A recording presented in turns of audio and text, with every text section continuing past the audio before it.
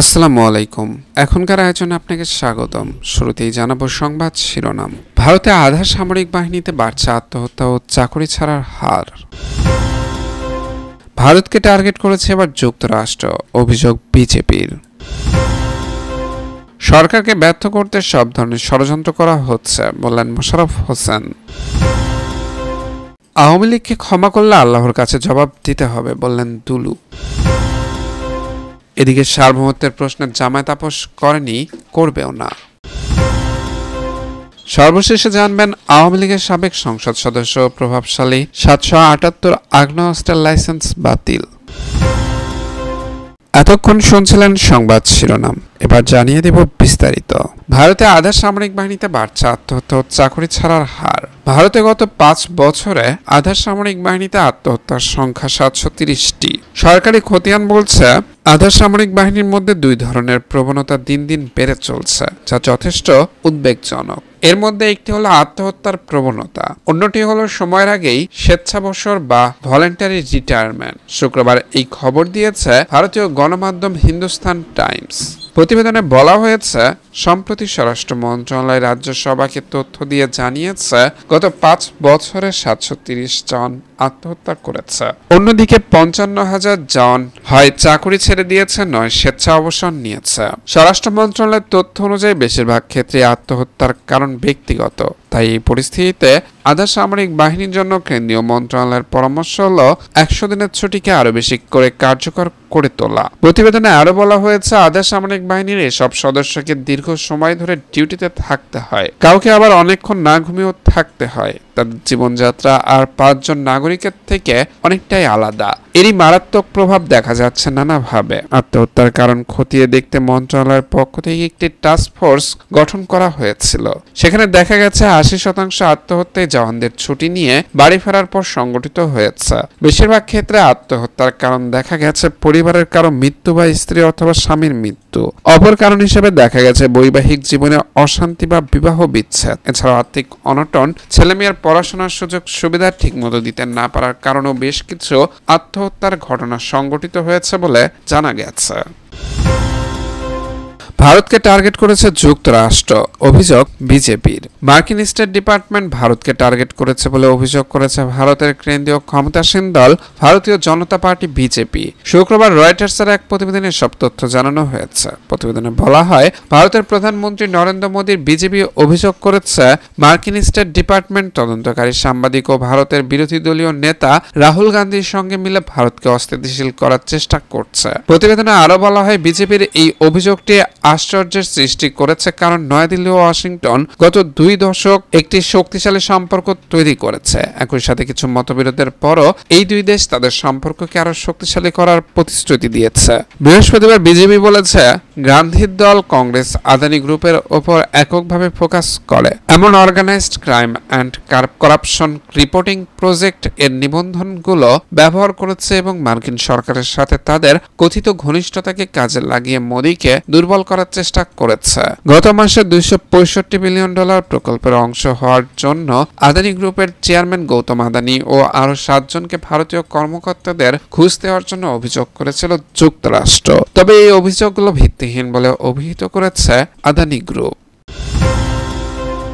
সরকারকে ব্যর্থ করতে সব ধরনের ষড়যন্ত্র করা হচ্ছে, বললেন মোশাররফ হোসেন। অন্তর্বর্তী সরকারকে ব্যর্থ করতে সব ধরনের ষড়যন্ত্র করা হচ্ছে বলে মন্তব্য করেছেন বিএনপির স্থায়ী কমিটির সদস্য ডক্টর খন্দকার মোশাররফ হোসেন। তিনি বলেন, আজ ছোটখাটো বিষয় নিয়ে ষড়যন্ত্র হচ্ছে। এই সরকারকে ব্যর্থ করার জন্য যত রকমের ষড়যন্ত্র আছে সবগুলি করা হচ্ছে। শুক্রবার জাতীয় প্রেস ক্লাবের মৌলানা আকরাম খাঁ হলে 90-এর ডাকসু সর্বদলীয় ছাত্র ঐক্যের নেতাদের উদ্যোগে 6 ডিসেম্বর স্বৈরাচার পতন ও গণতন্ত্র দিবস উপলক্ষে আয়োজিত আলোচনা সভায় তিনি এসব কথা বলেন। ডক্টর খন্দকার মোশাররফ হোসেন বলেন, পতিত স্বৈরাচার সরকার ছাত্র জনতার আন্দোলনে পালিয়ে গেছে, অবৈধভাবে একটি দেশে আশ্রয় নিয়েছে। দেশকে অস্থিতিশীল করার জন্য তারা সেখান থেকে ষড়যন্ত্র করেছে। দলমত নির্বিশেষে ঐক্যবদ্ধ হয়ে সব ধরনের ষড়যন্ত্রের মোকাবেলা করতে হবে, দেশকে রক্ষা করতে হবে। তিনি বলেন, বাংলাদেশে হিন্দু সম্প্রদায়ের লোকজন সম্প্রীতির সঙ্গে বসবাস করে আসছে। কিন্তু আজকে ভারত থেকে শুরু করে আমাদের কিছু হিন্দু সম্প্রদায়ের কিছু লোক কেন একটা সমস্যার সৃষ্টি করেছে, কেন আমাদেরকে সারা বিশ্বে মানহানি করেছে, এটার একটাই উদ্দেশ্য, সেটা হলো বিশৃঙ্খলা সৃষ্টি করা। আওয়ামী লীগকে ক্ষমা করলে আল্লাহর কাছে জবাব দিতে হবে, বললেন দুলু। বিএনপির জাতীয় নির্বাহী কমিটির সদস্য ও সাবেক উপমন্ত্রী অ্যাডভোকেট এম রুহুল কুদ্দুস তালুকদার দুলু বলেছেন, শেখ হাসিনা জেলায় জেলায় সন্ত্রাসের গডফাদার তৈরি করেছিল।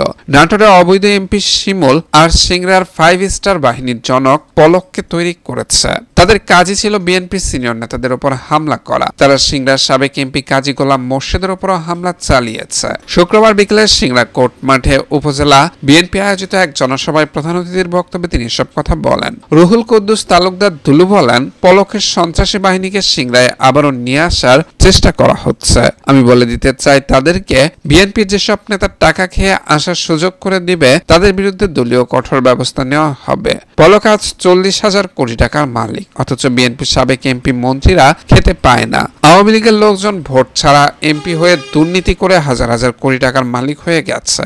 এই টাকা সিংড়ার জনগণের টাকা, এই টাকার মালিক বাংলার সাধারণ জনগণ। তিনি আরো বলেন, আওয়ামী লীগকে ক্ষমা করলে আল্লাহর কাছে জবাব দিতে হবে। বাংলাদেশের ফেরাউন নমরুদ হচ্ছে শেখ হাসিনার দোসররা, তাদের ক্ষমা করা যাবে না। বাংলাদেশে তারা এত অন্যায়, জুলুম ও অত্যাচার করেছে যে তাদের নাম কেউ মুখে নিতে চায় না। বিএনপির নেতা আরো বলেন, আওয়ামী লীগের রক্ত, মাংস ও অস্থিতে ফ্যাসিজম মিশা আছে।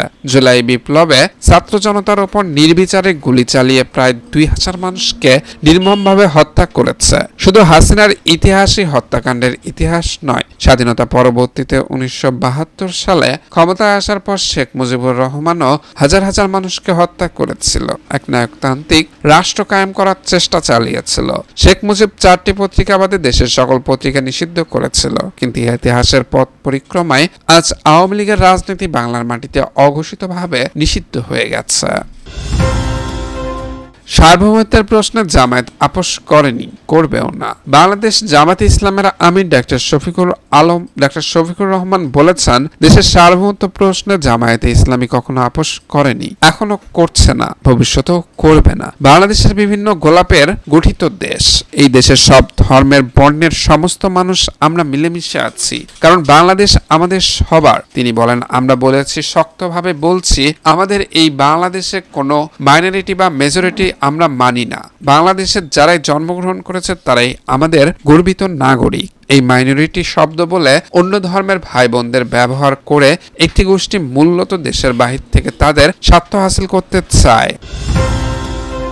আওয়ামী লীগের সাবেক সংসদ সদস্য প্রভাবশালীদের 778 আগ্নেয়াস্ত্রের লাইসেন্স বাতিল। বেঁধে দেওয়ার সময়ের মধ্যে জমা না দেওয়ায় সারা দেশে 778টি আগ্নেয়াস্ত্রের লাইসেন্স বাতিল করেছে অন্তর্বর্তী সরকার। অস্ত্রের লাইসেন্স বাতিল হওয়া ব্যক্তিদের মধ্যে ছাত্র জনতার অভ্যুত্থানে ক্ষমতাচ্যুত শেখ হাসিনা সরকারের সংসদ সদস্য প্রভাবশালীরা রয়েছেন। স্বরাষ্ট্র মন্ত্রণালয়ের কর্মকর্তারা বলেছেন, লাইসেন্স বাতিল হওয়ায় অস্ত্রগুলো এখনো অবৈধ। এসব অস্ত্র উদ্ধারের সব জেলা পুলিশ সুপারকে চিঠি দেওয়া হয়েছে। একই সাথে সংশ্লিষ্ট ব্যক্তিদের বিরুদ্ধে মামলাও করতে বলা হয়েছে। এসব অস্ত্রের বেশিরভাগ ঢাকা, চট্টগ্রাম ও পাবনা জেলার। এতক্ষণ আমাদের সাথে থাকার জন্য ধন্যবাদ। পরবর্তী এমন আপডেট পেতে আমাদের সাথেই থাকুন।